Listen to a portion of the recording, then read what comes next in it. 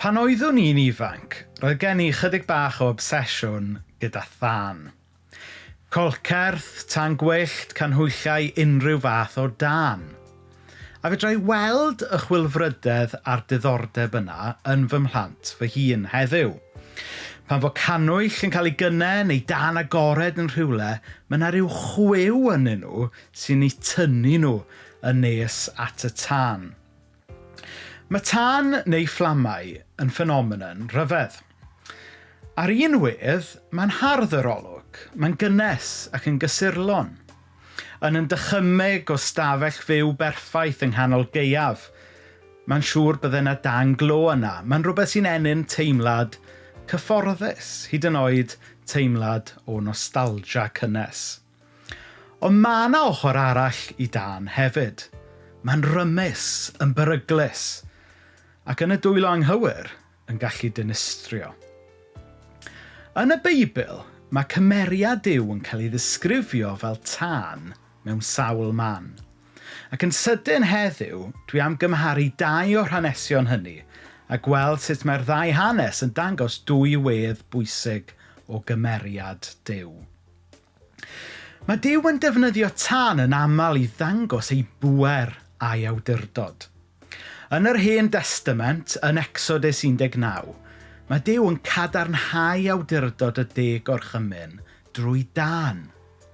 Yna daeth Moses a'r bobl allan o'r gwersyll i gyfarfod â Duw, ac eithant i sefyll wrth odre'r mynydd. Yr oedd mynydd Sinai yn fwg i gyd, oherwydd i'r arglwydd ddod i lawr arno mewn tân. Ar yr achlysur yna, roedd sancteiddrwydd Duw yn amlwg. Duw oedd mor sanctaidd nes roedd pobl ddim yn siŵr beth i'w wneud ohono, gyda rhai yn ffoi ac eraill yn fyd. Roedd hyn yn dangos y pellter oedd yn bodoli rhwng y Duw perffaith a pobl amherffaith fel ni. Ond, y newyddion da yw bod y Duw wedi dewis dod i lawr o'r mynydd fel petai ato ni.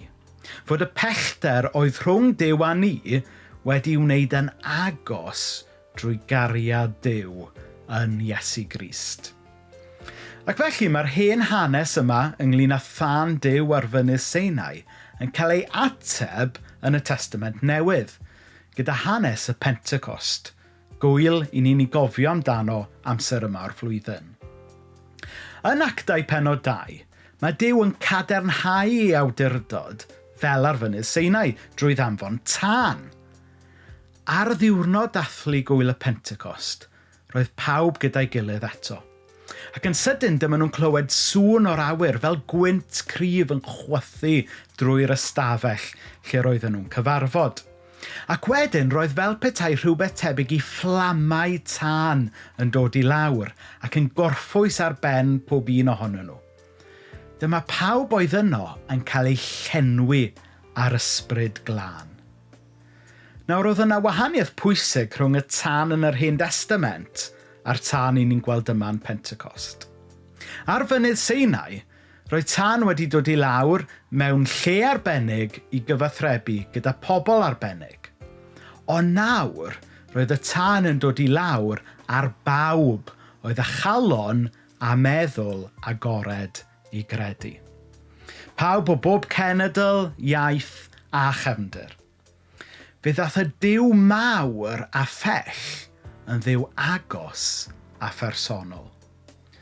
Roedd yr un mor sanctaidd ac yr un mor rymus, ond nawr roedd e'n dymuno dod i mewn i'n bywydau bler ni. O'n i'n sôn ar y dechrau fod tân yn rhywbeth i'w edmygu a hyd yn oed i ofni o bell. Ond mae hefyd yn rhywbeth sy'n ein cynhesu ni wrth fynd yn agos.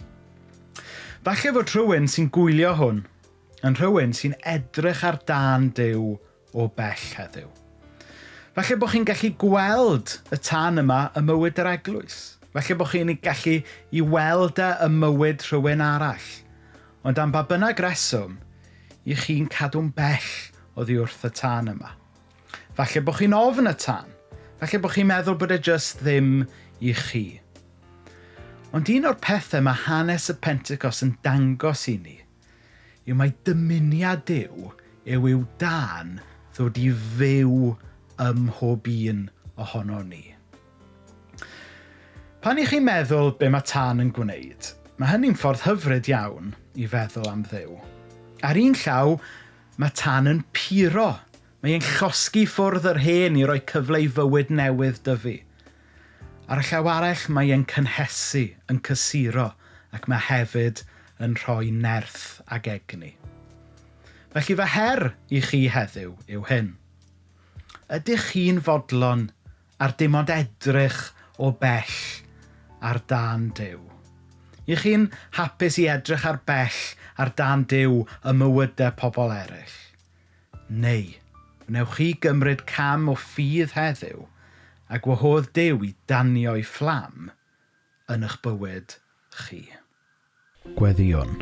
O Dduw Dad, i ni'n diolch dy fod ti yn Dduw mawr a pwerus a sanctaidd. Ond i ni yn diolch bod ti wedi dod yn agos ato ni yn Iesu Grist. I ni'n diolch fod y tân mawr sydd yn puro hefyd yn dan sy'n dymuno dod mewn i gynhesu yn calonnau am bywydau ni. O Dduw Dad, i ni'n cyflwyno unrhyw un sydd yn gwrando, sydd yn edrych arno ti o bell, yn gweld y gwahaniaeth ti falle yn gwneud y mywydau pobl eraill, ond am ba bynnag reswm yn dal yn ôl.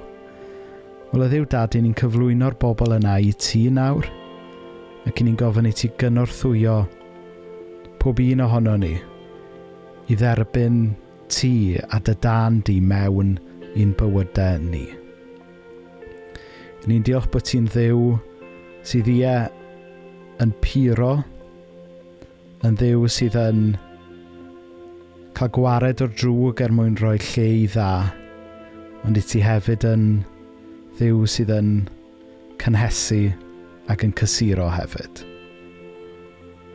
O Dduw Dad, i ni'n gwahodd dy dan di i mewn i'n bywydau ni heddiw. Amen.